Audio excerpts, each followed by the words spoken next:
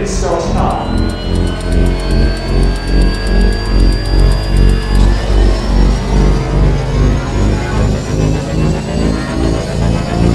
Three, two, one.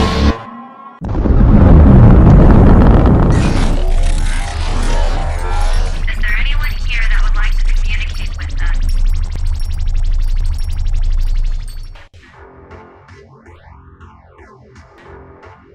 Putting a dip in your hip, a glide in your stride. Welcome to the mothership, the home of the travelers of the universe, with shows throughout the week. Everything you want, everything you could need. From the paranormal to the supernatural, from the spiritual to the unknown, from emotions to comedy. You can find us at Facebook, Twitch, YouTube, TikTok, Instagram, and so much more.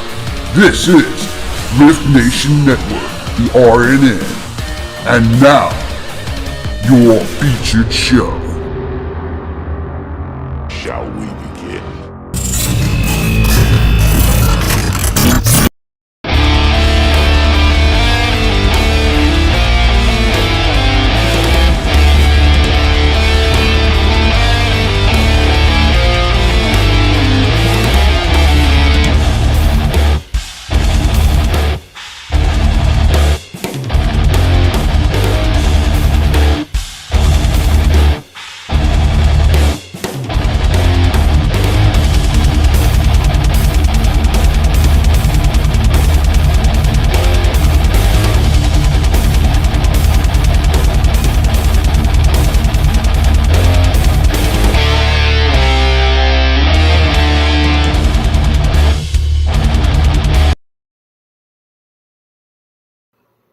Whoops, I hit that by mistake. So come on in early, everybody. Welcome, friends. Well, and I'm not going to even say it. I'm not going to say that it's cold. I'm not going to say that it's snowy. And I'm not going to say that it's minus degrees, probably all over the country almost. We're all at about minus, right? Welcome to Mysteries Beyond the Scenes. So we will forget about the cold for 45 minutes to an hour this evening. I hope everybody's having a great Monday. And if it was a holiday for you, like it was for me, oh, great, Tammy. It's hot out. Let's go swimming. Oh, perfect. Welcome in, everybody. Hello, Miss Linda. Hello, Miss Kimberly. Hello, Mr. Hitman. We're at 32. Now, 32, I think here we would have on flip-flops and shorts right now. We've had, we're like in the zero and the minus category. We have been, but it's going to warm up in a couple of days. It's going to warm up and we're all going to warm up and we'll all be complaining in the summer. It'll all be too hot. So that's exactly right. Lee said it's mind over matter. Mind over matter.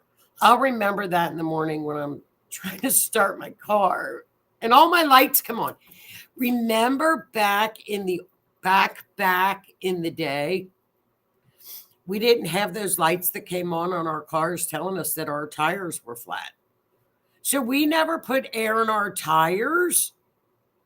We didn't care. Now those lights are all freaking out in my car and I'm like, I don't know what to do. So I'm going to act like it's an older car and I'm just going to maybe put some duct tape over all those lights because I'm not going to pay attention to them. We didn't, 15 years ago, we didn't have lights that told us our tires were getting flat and we were just fine. So I hope everybody is staying nice and warm. And if you're in lovely Florida, I'm very, very jealous. Carlene says it's 34 here. That's a heat wave. Heat wave. I hope everybody's having a great. Oh, Tammy's supposed to be 70 here on Thursday. We need to come down and have a segment of the show down there with you, Tammy. That's what we need to do. 70 degrees on Thursday. That's wonderful. It's going to be like up in the 50s, I think, here. 40s, maybe. but snow's coming. So that's okay. I can take snow. I just don't like the minus. I hope. Oh, we are streaming live on Facebook, on Twitch, and on YouTube. So don't forget to hit share, like, and subscribe on YouTube. And welcome again to another Mysteries Beyond the Scenes. You know, tonight this case is very interesting. It's a very sad case. I mean, I warn you guys, it's sad. But I think this will give some of our families, some of our viewers that I know have missing people out there. They have cases that they seem that have just drug on forever and ever. This case will give you a little bit of light in that area of your life when you think, why is it taking so long? Why? And I know it's very frustrating. The legal system does not move quickly either. I've been in it for 20 years and I've never seen it move quickly. I know it. But this case occurred in 2015 in a little town of around 1,200 people called Pendleton, South Carolina. Beautiful. Wait till you see the pictures of this beautiful little town. And an arrest was made 8 years later, December 2023. So for those of you that I know that you're out there, because I've talked to you, I know you, there's hope. You never give up hope that your case will never get justice. And you've got to always remember that and stay positive. You know, and like I said, Linda is in our chat right now. Linda, A Place of Solace, her private Facebook group. Linda has experienced this firsthand in her family. She offers a wonderful private Facebook group for those of you that have lost a loved one, have a missing loved one, anything like that has happened. So Linda Nelson, Place of Solace. So there are groups and help out there for all of us, actually. So check out her group and just remember when we go through this case, it's an interesting case, that there's hope out there. Never give up. We never, ever give up.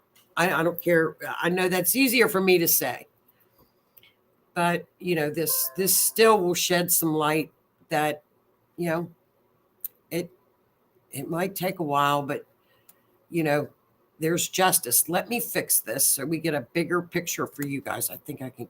There we go. Bigger picture for you all. And here are our victims. We have Mike and Kathy Scott, who were married over to the left. And now all of these folks live together in a double wide trailer down in Pendleton, South Carolina. Mike and Kathy took care of their mothers. Kathy was the caretaker for her mother. Her mother's name was Violet, and his mother's name was Barbara. So they were caretakers for the elderly ladies, and they all lived in the home together. Mike worked for the transportation department, and he also was a precious metals rep. He sold that. So there are clues that are going to come out a little bit later in this case that you're going to see that, let me get this down, that you're going to find out that, he had lots of cash in his house. So you're going to see things that come out later as we go on and get more into the case. So there are our wonderful people. And this is the map, like we always show, the map of Pendleton, which is, you know, western, my bad, see, there we go, western South Carolina, almost over like to the Georgia line, pretty much. It's our little town. This is the city. This is the lovely little city. As you can see, it's historical, it's old, lots of old buildings. Probably Hitman's going, wow, I would love to go hunting in those older homes up at the top. A lot of history in these old little towns. You know, those are great little towns that you never think this could never happen in our town. Now, this is the double wide trailer that Mike, Kathy, Barbara, and Violet all lived in. Now, it's October 31st, 2015. As you can see, it's Halloween. We've got candy out front. This is a picture of the double wide trailer on October 31st, 2015. That's where they lived with their two mamas. Now, living on the property in a single wide trailer were Kathy's daughter and her husband, Ross. They had gotten married 8 weeks prior to the homicides, and they had their two children as well. They had a pet grooming business. They lived on the property. So we've got the mom and dad and the two mothers, which is Amy, the girl in the red. She's the daughter, and the husband, and their children. So they have a big family. They all live on the property. They live in a single wide trailer behind the double wide. As you can see, there's the single wide trailer, and up to the left is the double wide trailer. So Kathy and Mike they had been married for, I think, around 10 years. She was a widow, and they had known one another. They got together, and Kathy's mother, Violet, and Mike's mother, Barbara, all lived together. They were found on November the 2nd, 2015, by their daughter. It was not Mike's biological daughter. It was Kathy's biological daughter and Violet's granddaughter. Okay.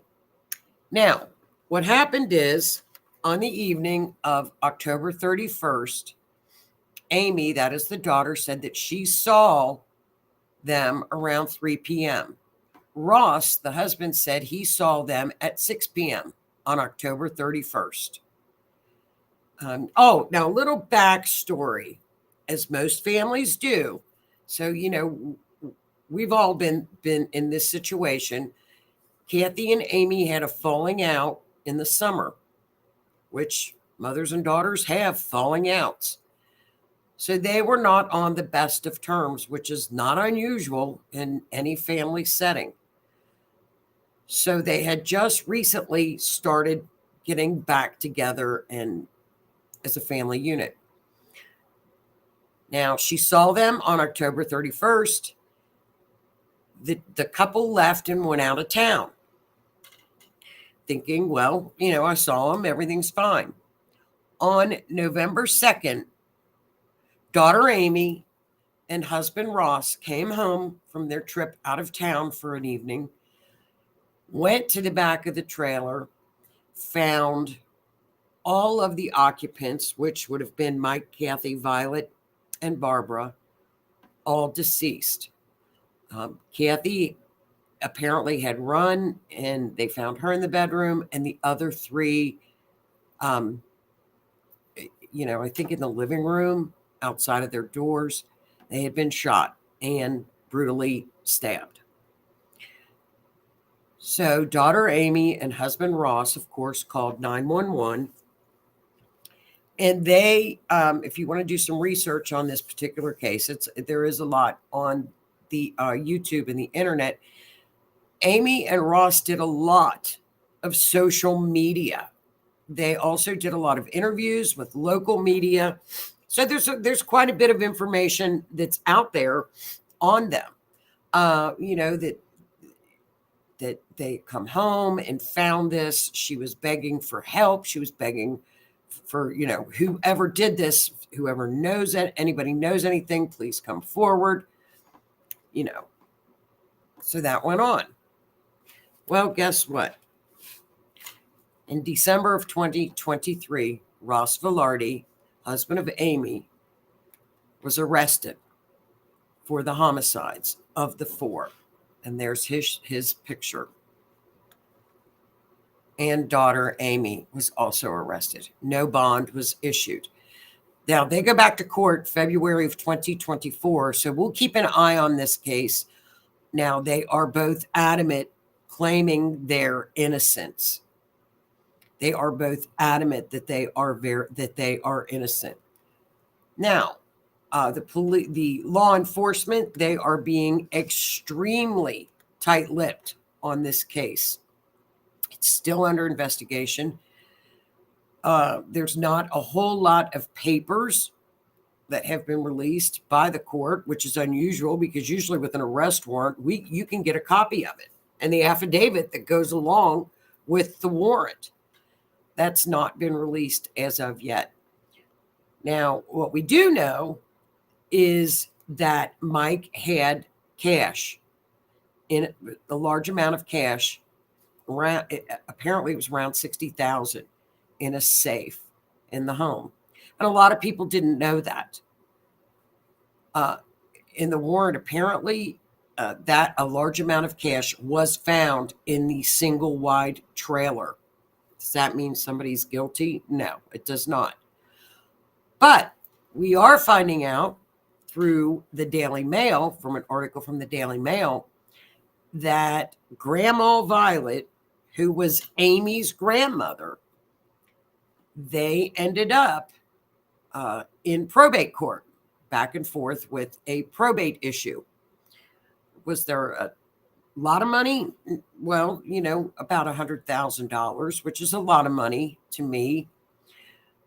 So would that be a motive? No, because estates end up in probate. It's normal. Anybody that works in the legal industry knows that probate issues are probably just as ugly, if not uglier, than divorces.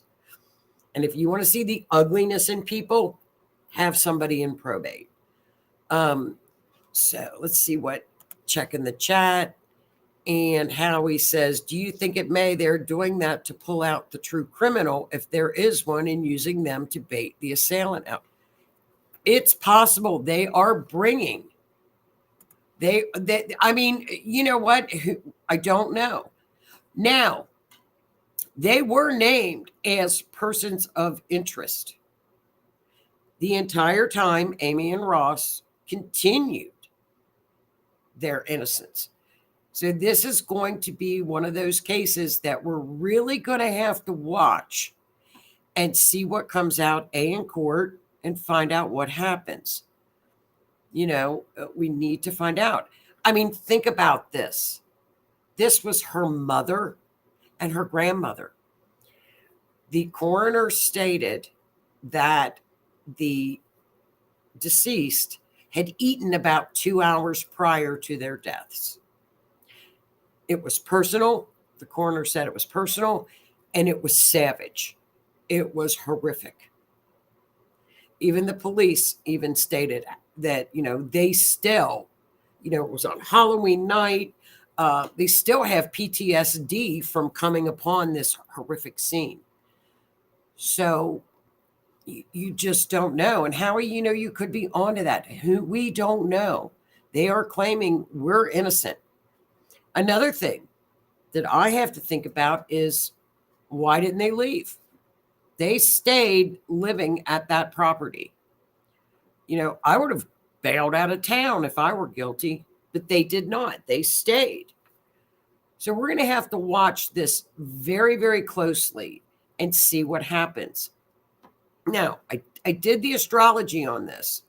We don't have a time at all. We have 0 timestamp. So I thought, well, this is going to be interesting to see what the astrology can reveal to us using different times. Can we see what has happened, and will the charts tell us anything? Well, the thing about it is, you can, when we have a time stamp that's accurate, I will say that it's 100% accurate, because I've done enough of these. I've seen enough of it. I've seen too many people found. When we don't have a timestamp, it's kind of a guessing game. So, you'll run different times, different timestamps. So I'm going to show you all what I did find And it's a little interesting, but again, I don't put a lot of stock into it because of the fact we didn't have a timestamp. Now, as we go into the trial, if we knew what time Amy called 911, we can use a 911 call. I could use that. None of that's been released. So they are keeping very closed mouthed about this entire case. And again, Howie's got a good point. Could this be something that they've, after 8 years, we don't have this, we don't have that. Let's do this. Let's see if we can flush somebody out as the guilty party. You can imagine this little town of 1,200 people. They're in shock. So, they said, well, maybe they were having money problems. That doesn't cause somebody to do something this horrific for family members, So let's just see what the astrology shows us. Like I said, it's just kind of like a learning tool, and it's interesting. And because the arrests were just made, I thought, let's take a look at it just to see.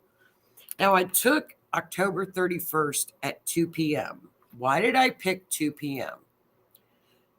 The reason I picked 2 p.m. is because you've got, they had just eaten 2 hours ago. So they either had lunch or they had dinner. The elderly people, so I did a chart at 2 o'clock and I did one at 6 o'clock. So let's see what the charts tell us. Now, you all know that the 8th house is the house of death. It also can be inheritance.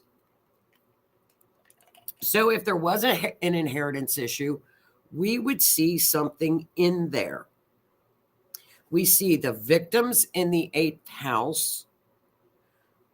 We see excessive amount of people in the 8th house, and there were 4. We also see in the 6th house victims at home, Cancer in the moon at home. What's funny is if you look up at the number 10 house, Saturn is up there, which gives us body. It's the father figure. And this was a father figure. What was very interesting about this particular chart is, now, not to get too technical, but the ruler of the 4th house was in the 8th house. That tells us that this began a death pattern. Now, how interesting is that? So at 2 o'clock, our death pattern began. So that's pretty much all it really tells us. Gives us the perps. We're watching. But that's about it. Watching and waiting, because 6th house is kind of like stalking or waiting. So it doesn't tell us a whole lot, but it does start to give us some indication of what I liked was the beginning of the death pattern. So we are starting at 2 o'clock, beginning of the death pattern. So here we go. Hi, Keith. Oh, whoops. Hi, Keith. Oh, and just as a reminder, Keith will be on tonight, right, Keith, at 8 p.m. following this show. I just got special guests. So stay tuned for Keith's show. All right, let's look at the 6 o'clock. Oh, okay, let's look at 6. What do we know about 6? We don't know a whole lot else, except that there was, if you look at the 12th house, we've got unexpected chaos. And as you can imagine, for people with this kind of a tragedy occurring, it's going to be unexpected chaos. It's going to be a nightmare. We've got Pluto up at the top of the chart, in plain sight, open.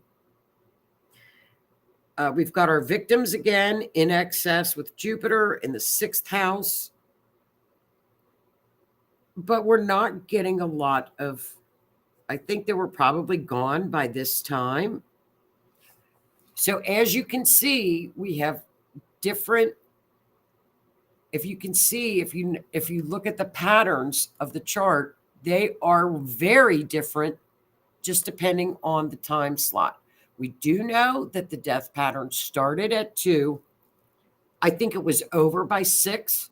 So somewhere in between 2 and 6, we're going to try to pin that down. But yet, the only thing that we can glimpse out of this is that we had a 22 in Mars, which is a violent death, which it was. And so that's another thing. It's very important to get the timestamp, because I can guess all night long by looking at the charts. But until we have an exact time, it really is just that. It's a guess. Now, like I said, if I do have an exact timestamp, I'll put 100% on it. But when it's not an exact timestamp, it's probably anybody's guess. But you can see, I thought it was very interesting to see how from this chart, and all of our victims are up at the 8th house at the beginning of the death pattern. And then they're at the 6th house. What does the 6th house represent? It can represent bodies. It's your body, your physical. It could be bodies. It could be, as you can see, they're all connected to Pluto, which could be death, with unexpected chaos with Uranus. So all of the victims. And then I also looked in the 2nd house if there was inheritance or money. At 1 and 2 p.m., money was an issue in the 2nd house. At 6 p.m., it was not. It was a non-issue. So I would say any time between 2 and 6 that it occurred. But I thought that was interesting to show you all, just because of timestamps and what they can do and how things do change so quickly. But this is, and also I think another thing is to not give up hope. You know, like I said, I've got many of my viewers have missing family members and loved ones, or they have homicides that are going on that are just taking forever. And it's like, you know what? They will get there. So you just, okay. Linda, do you think they knew what was happening, or was it one at a time and no one knew? I think it was with Uranus. It was a bunch of chaos, because if indeed we have Libra, I forgot another thing which shows 2 people. So it did tell us there were 2 people involved as perps. And also Gemini came up, which showed us 2 people as perps. I think this occurred so very quickly and was so chaotic and such a mess that I think that they didn't have time to react. Sometimes I think that these horrible things happen that it's almost like you're in a dream state where you don't realize what's happening to you. I imagine. I think that. I don't know that, but I think that they don't really know what's happening. So very interesting. It is very interesting, Kim. It's remarkable. Absolutely interesting. And then to move on to another happy ending, we had this little young angel, little Phoenix, Friday went missing in Alabama, southern Alabama. Little Phoenix was found safe yesterday after being gone for 50 hours. Now, it was just one of those situations where the community came out, search and rescue came out, and a gentleman said that he had gone to church that day, and he said, God is leading me. I'm going to go help with the search. He felt that in church. He found little Phoenix. So Phoenix was autistic. He was nonverbal. And so he was found safe. Of course, he was cold. They had to, took him to the hospital apparently to get his temperature up. All of his vitals were good. He was gone for 50 hours. They found him about 1.5 miles. It was in rural Alabama, and it was cold. and rained, but they found the little fella. God love his little heart. Look at his beautiful hair. They found him. His mama was on all of outlets, begging for help. And the community stepped up. It wasn't, and Tammy said it was a miracle. The community stepped up, volunteers showed up in force, search and rescue showed up in full force. And this tiny little rural town, they stuck together and they found him. His mother, little Phoenix's mother, took a beating on social media, and I think it was pretty poor. That we have to remember when these situations are unfolding that it's important not to blame, and it's not. We have to remember these are families, and even after a crime has been committed, you see it with Savannah in that case down in Texas. That that these are families that are hurting, and to be kind. If you have an opinion of who did it, keep it to yourself. I think for what this young mother went through, and the family went through trying to defend her, as opposed to looking for the little boy. But I'm just so thankful that he was found. So that's just a feel-good story. We're human. It could happen to any of us. I have heard that, Kim, more. Probably I hear that from families more than anything. I didn't know it could until it happened to us. I never thought this would ever happen. I never thought this could happen to us. I've heard that 100 times in my life that they have said, I've never thought this could happen to us. So we will keep an eye on the Pendleton case in February. Like I said, I thought it was very interesting to show you all what the charts show. I didn't do any type of a mapping with it because of the fact that they were found in the home. I was getting ready to map Little Phoenix, and then he was found. We had a good time stamp for him. We were getting ready to map it and try to get it out there for the search and rescue, and he was found. So I think it's just such a good feel-good story for all of us that the little ones do get found. And, like I said, he was autistic. His mama had left their trailer. So obviously a little 4-year-old is going to go after his mother. My kids wandered off. Kids wander off. They do it. Mine did it. And so it's just a miracle that he was found. And we'll go through the chat. And if anybody's got anything else to say for tonight, I know we've got Sir Keith on here. And next week, I am going to bring you guys about the Lady Bird Austin mysteries and all of the people that they are finding down in your neck of the woods, Miss Tammy, which is down in southern Texas, right? Is Austin close to you? Texas is a big state. But we're going to look at those and we'll map some of those out for next week. And also what is trending is Pluto is trending. Aquarius is trending. We've been talking about this since like December. So all of the clickbait, all of the fear, don't worry about it. We're going to get through this great, wonderful time. Okay, Austin is about an hour.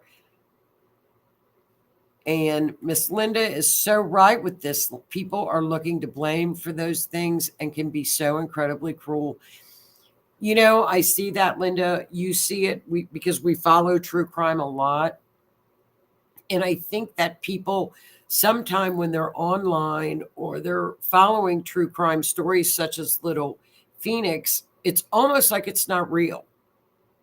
It's like reality doesn't hit. This is a family and these are people with feelings. And this is a mother that was really crying out for help and did not need to be blamed for a child being missing. Wait for law enforcement to come through. That's what we always do here. And I think it's the responsible thing to do. But people can be very cruel. And I think it's a good thing to think about. If you're following a true crime story like that, just be kind. And I'm so glad he was found. I am too. But remember about Pluto in Aquarius, because it's not, you're going to see war, you're going to see it's this, it's going to be that, and it's going to be that. Don't pay attention to it. A lot of it is clickbait. So don't let the fear sink in, because we'll get with Keith like next week and talk about it. So if anybody else has anything else, does anybody else in the chat want to give out a shout or a message or anything? Don't forget, on RNN, we have shows all week long. Please go to RNN on Facebook, hit the like button, share us out. And let's see, here we go, Miss Tammy. It happened in my town growing up. 6-year-old Jason Foreman went missing. Our families were close. And for years, people would say the parents killed him. Yes, they did. And what case is this? This case in particular is Little Phoenix, that was found safe. He had gone missing on Friday around 12:30, and he was found yesterday at 3:30 after 50 hours. So it's just absolutely a wonderful feel-good story that the little ones can be found. It happens in Kentucky too. And tonight, everybody, the Spirit Mechanics will be on the Otter's Den right here on Rift Nation Network at 8 p.m. So everybody have a wonderful, wonderful week. And next week, we're going to chat about the Ladybird Lake mysteries and the drownings. Are they connected to the smiley face killers? So very interesting. Uh-oh, here we go. Oh, wow, that's amazing. It is amazing that he was found. And Miss Tammy, here we go. We've got, oh, you're welcome. I always do that. You're welcome, Sir Keith, out there in the freezing cold. Look it up, Michael Woodmensey, his killer. I will. Well, you guys have a great evening. Stick around.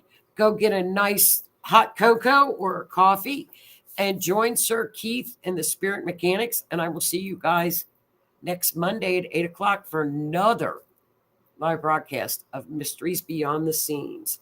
Everybody have a great week. Stay warm. Stay very warm. I'll talk to you next week. Thanks a million.